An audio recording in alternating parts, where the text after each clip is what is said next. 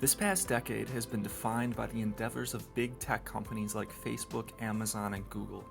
We have seen these tech giants engaged in a never-ending battle with lawmakers as they attempt to wrangle as much of a foothold as they can, granting themselves as many liberties as the government will allow. Tech companies overreach and legislators push back. It's a necessary dynamic that is setting the precedent under which future companies will operate. However, due to the inherent progressive nature of society, there is an inevitable tendency for the companies to slowly gain ground and increase their power. Senator John Sherman prolifically stated, "If we would not submit to an emperor, we should not submit to an autocrat of trade." Anti-monopoly sentiment has been one of the defining characteristics of American capitalism since the turn of the century. The Sherman Act was written in broad terms in order to encompass whatever types of businesses may arise in the future.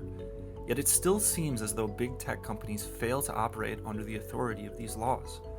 A large reason why this is happening is due to the fact that these tech giants force the consumers to pay with their data rather than their dollars. It was far more evident in the past when a monopoly was price gouging the consumer because there was an indisputable quantitative figure that could show how much of the price of a barrel of oil or a ton of steel had changed over time. These historical instances of trust busting have resulted in the misconception that the goal of the Sherman Act was to stabilize prices. The reality is that the Act makes no explicit mention of price at all. So if price is not the goal, then what is it? Sally Hubbard, former Assistant Attorney General in the New York AG Antitrust Bureau, put it quite succinctly. Competition should be the goal. Competition maximizes consumer choice, innovation, and quality, and combats the concentration of economic and political power. If lack of competition is the metric by which we measure the extent of a monopoly, then Google currently owns every property on the playing board and YouTube is their Park Place and Boardwalk. Think about it. When was the last time you fired up your computer and navigated over to Vimeo in order to watch some online content? The matter of the fact is, if you live in the United States, you're most likely watching these videos on YouTube. The internet consumer has very few options when it comes to watching videos, and equally important, the content creator has very few options when it comes to where they can upload their content. It is true that in many ways this is merely the result of YouTube providing a better service than their competition, but this seemingly harmless gravitation towards YouTube has some serious implications. YouTube's dominance over online content means that people have fewer options when surfing the web, and therefore are forced to bend to the whims of YouTube's ever-changing terms of service. What is worse is that the rules that users are forced to operate under are constantly changing and generally ambiguous.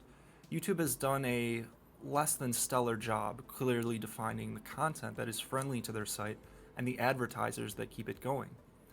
People are being needlessly punished, but much of YouTube's enforcement is done by an algorithm, and no human beings are actually required to view the video until a manual review is requested.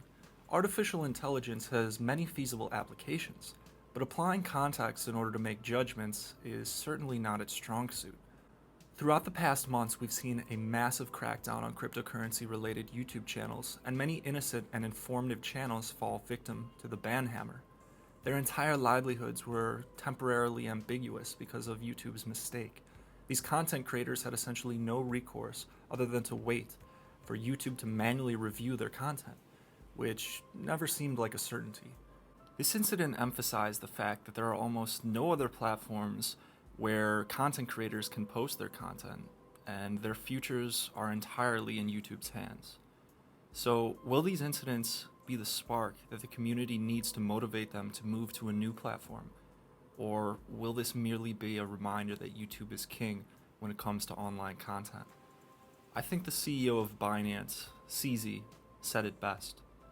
This is a good example of a short-term setback, but will probably be good in the long term.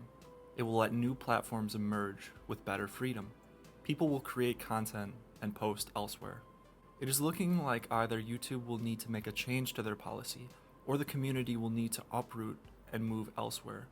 Until then, content creators and content observers will be forced to abide by the enforcement policies YouTube currently has in place.